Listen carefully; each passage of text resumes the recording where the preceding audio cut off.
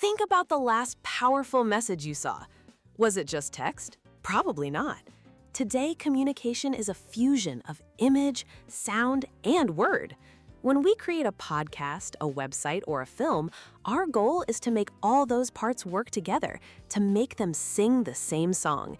This is multimodality. The key is synergy, the idea that a powerful image paired with the right words creates a meaning that neither could achieve alone. Get it wrong, and you create chaos. Imagine a documentary about a global scandal, backed by a happy pop song. That jarring clash is called cognitive dissonance. It instantly confuses your audience, unless creating that irony was your specific intention. And you must be able to explain that intention. That's the purpose of a creative rationale. It's the professional justification for every color, sound, and font you chose. It forces you to prove that every decision was deliberate, transforming you from a student into a producer, analyzing your own work.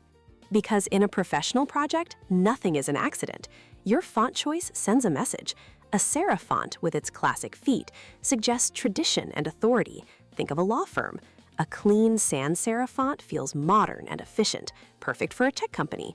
Even the blank areas on a page, the white space, are a conscious design choice. It manages focus and gives the important elements room to breathe. This thinking applies everywhere, from user experience on a website to the ethics of using copyrighted music or disclosing AI assistants. Creative production is the ultimate test. It proves you can move your ideas across different platforms without losing their power. Your design is your voice. Every pixel, every sound wave is a word in a much larger story. So make every choice a choice you can defend.